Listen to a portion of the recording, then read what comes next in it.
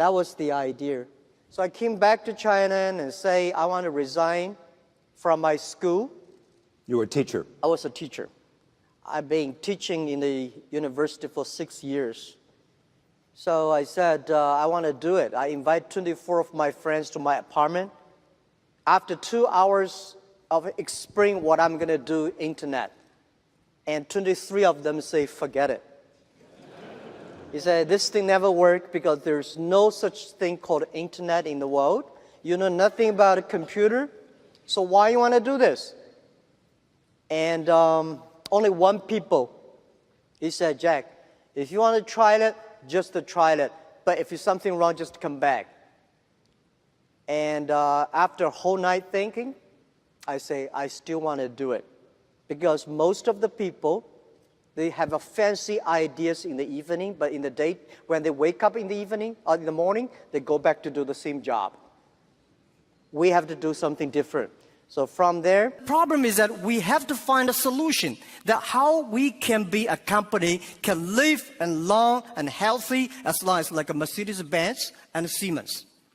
If an industry cannot live more than 3 years, if all the companies cannot live happily for 3 years, this industry is never become the mainstream.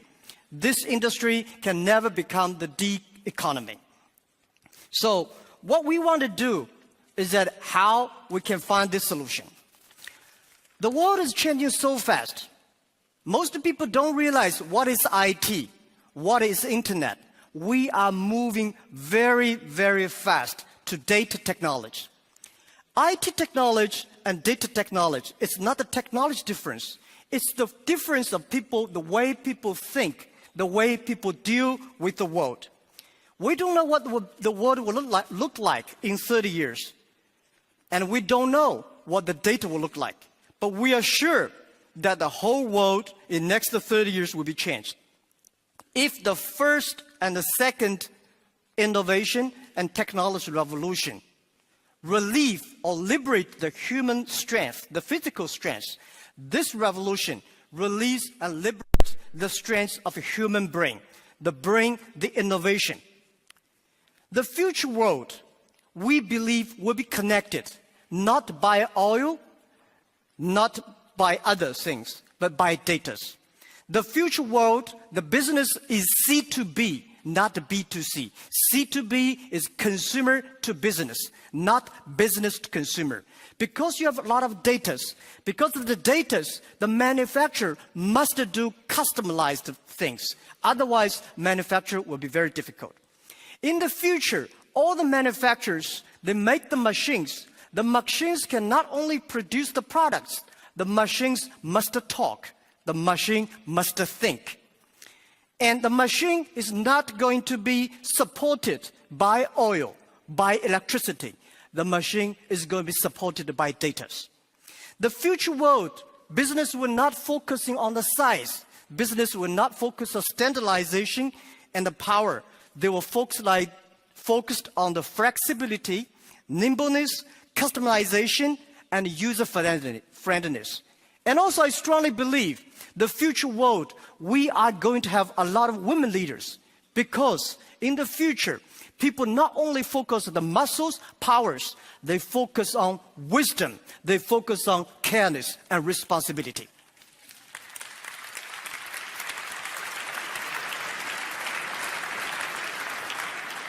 And I think internet must find the missing part. This missing part is how the clicks and the motors can work together. And how we can making sure in the next 30 years, the internet and the clicks and motors can work together. Only where clicks and motors can work together, internet companies can survive, can live happily for next 30 years. And if that day comes, that day we call the economy. And it's not a digital economy, which I called data economy. Everything is going to be changed. And I also believe the world is going to be beautiful, but the world is very challenging. Apple may not be the future, but Apple tells us what the future will look like. That is something in the machine is moving. That is data. We are at a great time of innovation, inspiration, invention, and creativity. And I think everybody's working hard, trying to realize their dreams. Today you see here real world workers, truck drivers, and game players, and also all these senior people. Everybody in the ancient times, nobody can leverage the technology to realize their dreams. Today, because of the data, everything becomes the truth. And I strongly believe it's not the technology that changed the world. It's the dreams behind the technology that changed the world. If the technology changed the world, I will never be here. I'm not trained to be a technology. I know nothing about a computer, and I know very little about the internet. I have a strong dream that we want to help small business. So 14 years ago, we come here to sell Chinese products to Europe. That won't work. 14 years later, we try to help the European small business to China, to the world, by using the internet.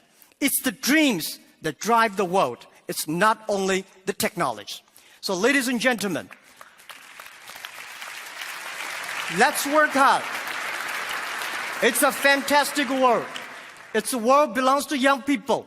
It's a world belongs to the future. And thank you very, very much for listening.